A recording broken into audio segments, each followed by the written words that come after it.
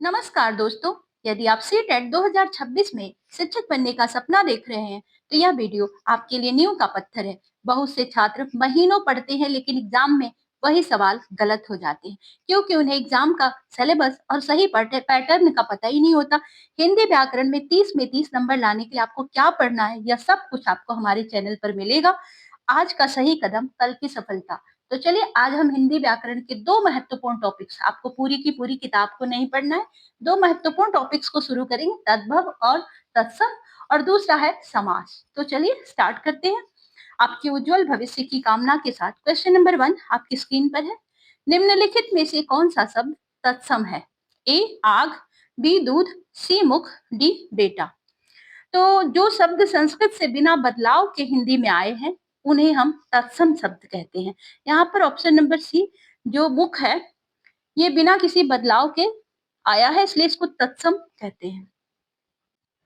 अग्नि शब्द का तद्भव रूप क्या है? मतलब बदला हुआ या सरल रूप जो होता है, उसको हम तद्भव कहते हैं। तो यहाँ पर अग्नि का बदला हुआ सरल रूप है आग। अगला प्रश्न है, निम्नलिखित में से कौन सा तद्भव शब्द है? तो संस्कृत के कर्ण से बना सरल शब्द है कान। ऑप्शन नंबर डी सही है, ये तद्भव है। नेत्र शब्द किस प्रकार का शब्द है? ए देशज, बी विदेशी, सी तत्सम, डी तद्भव। नेत्र शब्द संस्कृत से ज्यों का त्यों लिया गया है, इसलिए यह तत्सम। दूध शब्द का मूल संस्कृत रूप क्या है? तो दूध शब्द का मूल शब्द है दुग्ध, क्योंकि दूध दुग्ध से ही बदल करके दूध बना हुआ है। निम्नलिखित में से तत्सम और तद्भव का सही युग्म कौन सा है? यहाँ पर चार जोड़े दिए गए हैं। तो यहाँ पर जो सूर्य तत्सम है और उसका तद्भव रूप है सूरज, यही सही है। मुख शब्द का तद्भव रूप क्या होगा? मुख से सरल रूप में मुंह बना हुआ है, तो ये मुंह जो है ये तद्भव है। निम्नलिखित में से कौन सा शब्द तत्सम नहीं है? तो यहाँ पर ऑप्शन नंबर डी जो है ये तद्भव है, तत्सम नहीं है। हृदय शब्द का तद्भव रूप क्या होगा? हृदय से बना हुआ तद्भव रूप है हिया। अगला क्वेश्चन है, निम्नलिखित में से कौन सा शब्द तद्भव है? अश्रु नयन जो है यहाँ पर ये संस्कृत निष्ठ शब्द है, जबकि आंख तद्भव है। ऑप्शन नंबर सी सही है। दंत शब्द का तद्भव रूप क्या है? दांत, मुख, जबड़ा, ओष्ठ। तो दंत संस्कृत का शब्द है और उसका बदला हुआ रूप है दांत। निम्नलिखित में से कौन सा शब्द तत्सम है? मस्तक शब्द संस्कृत से बिना परिवर्तन के हिंदी भाषा में आया है, इसलिए ये तत्सम शब्द है। पाद शब्द का तद्भव रूप क्या है? पाद का सरल रूप है पैर। ऑप्शन नंबर ए सही है, पैर। निम्नलिखित में से कौन सा शब्द तद्भव है? नयन, नेत्र, लोचन, आंख। आंख संस्कृत शब्द का बदला हुआ रूप है। ऑप्शन नंबर डी, यह इसलिए यह तद्भव है। कर्ण शब्द का तद्भव रूप क्या है? कान, श्रवण, कर्णिका, श्रोत्र। तो कर्ण से सरल होकर कान बना है। निम्नलिखित में से तत्सम तद्भव का सही युग्म कौन सा है? दिए गए यहाँ पर युग्मों में पहला तत्सम, दूसरा तद्भव है। ऑप्शन नंबर डी सही है। ऊपर के सभी यहाँ पर मुख जो है तत्सम, और दूसरा जो दिया हुआ है ऑप्शन मुंह, ये तद्भव है। नेत्र यहाँ पर तत्सम और आंख तद्भव, कर्ण तत्सम और कान जो है तद्भव। सिर शब्द का तद्भव रूप क्या होता है? सिर, मस्तक, माथा, खोपड़ी। सिर जो शब्द है इसका सरल रूप सिर जो है ये तद्भव है। निम्नलिखित में से कौन सा शब्द तत्सम नहीं है? तत्सम नहीं है। आंसू शब्द संस्कृत से बदला हुआ रूप है और ये तत्सम नहीं है। भ्राता शब्द का तद्भव रूप क्या है? तो भ्राता से बदल करके बना है भाई। निम्नलिखित में से कौन सा शब्द तत्सम है? गृह शब्द जो है संस्कृत से ज्यों का त्यों लिया गया है, ये तत्सम शब्द है। नख शब्द का तद्भव रूप क्या है? नाखून, कर, अंगुली, हथेली।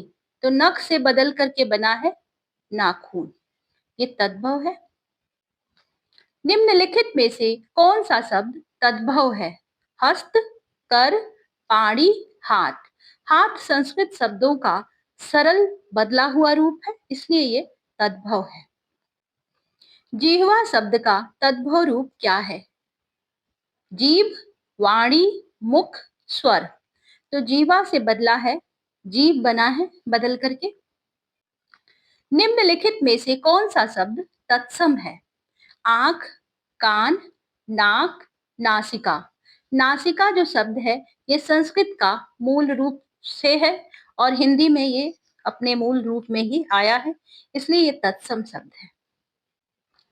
हस्त शब्द का तद्भव रूप क्या है? हस्त का सरल रूप है हाथ। ऑप्शन नंबर ए सही है। फ्रेंड्स, अब हम करेंगे समास, क्योंकि अब तक हमने तत्सम तद्भव को किया, लेकिन अब हम करेंगे समास को। तो थोड़ा सा हम दूसरे चेंजिंग टॉपिक पर आते हैं, क्योंकि एक एक टॉपिक को करके आप बोर भी हो जाते हैं। राजपुत्र में कौन सा समास है? ए कर्मधारय, बी तत्पुरुष, सी द्वंद्व, डी बहुव्रीहि। राजा का पुत्र बराबर संबंध बताया गया, राजा का पुत्र, इसलिए यहां पर होगा तत्पुरुष समास। नील कमल शब्द में कौन सा समास है? ए द्वंद्व, बी बहुव्रीहि, सी कर्मधारय, डी अव्ययी भाव। नीला कमल विशेषण और विशेष्य का संबंध है यहाँ पर, ये ऑप्शन नंबर सी सही है, कर्मधारय समास। माता पिता में कौन सा समास है? तत्पुरुष, द्वंद्व, कर्मधारय, बहुव्रीहि। दोनों पद समान रूप से जुड़े हैं और जहां ऐसी स्थिति आती है वहां पर द्वंद्व समास होता है। यथाशक्ति में कौन सा समास है? अव्ययी भाव, तत्पुरुष, द्वंद्व, कर्मधारय। अव्यय यहाँ पर प्रधान है, इसलिए यहाँ पर अव्ययी भाव समास है। पीतांबर शब्द में कौन सा समास है? पीला है जिसका अंबर, एक विशेष अर्थ निकलता है, इसलिए यहाँ पर बहुव्रीहि समास होगा। देशभक्ति में कौन सा समास है? कर्मधारय, तत्पुरुष, द्वंद्व, अव्ययी भाव। देश की भक्ति षष्ठी तत्पुरुष,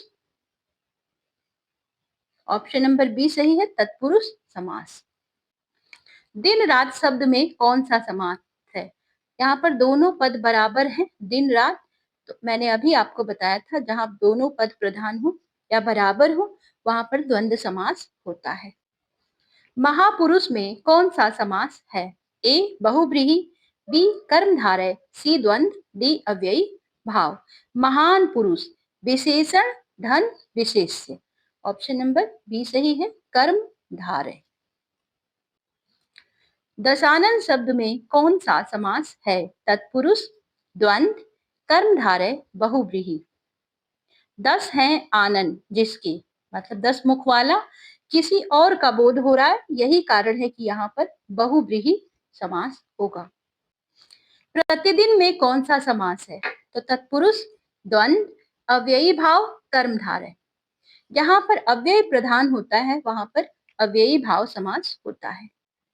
राजमहल में कौन सा समास है? राजा का महल, संबंध बताया गया है, सीधे सीधे ये तत्पुरुष समास होगा, राजा का महल। नीलकंठ में कौन सा समास है? नीला है कंठ जिसका, बहुव्रीहि समास। भोजनालय में कौन सा समास है? तत्पुरुष, कर्मधारय, द्वंद्व समास, अव्ययी भाव। तो भोजन का आलय षष्ठी तत्पुरुष, ऑप्शन नंबर ए सही है। दुख सुख शब्द में कौन सा समास है? तो जहां दोनों शब्द समान होते हैं वहां पर द्वंद्व समास होता है। नील कमल सा वे कौन सा समास है? कर्मधारय, बहुव्रीहि, तत्पुरुष, द्वंद्व। विशेषण और विशेष्य में सीधा संबंध, कर्मधारय समास। यथा विधि में कौन सा समास है? अव्यय प्रधान समास, ऑप्शन नंबर डी सही है, अव्ययी भाव। त्रिलोकीनाथ में कौन सा समास है? बहुब्रीहि, तत्पुरुष, द्वंद्व, कर्मधारय। तीनों लोकों का नाथ, तत्पुरुष समास। चतुर्भुज शब्द में कौन सा समास है?